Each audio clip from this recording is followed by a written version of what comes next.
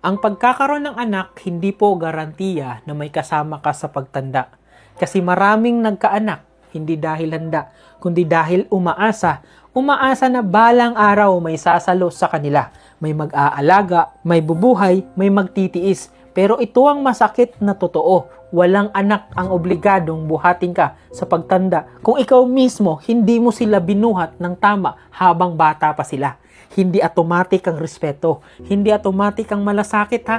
Hindi automatic ang pag-aalaga. Hindi dahil may anak ka, may caregiver ka na sa future mo. Kasi ang pagiging magulang hindi po insurance. Hindi investment na may guaranteed return at lalong hindi utang na loob forever na pwede mong singilin habang buhay. Kasi kung ang pinalaki mo ay batang puno ng takot, galit, sama ng loob at sugat na ikaw rin ang dahilan, anong aasahan mong ibabalik nila sa'yo?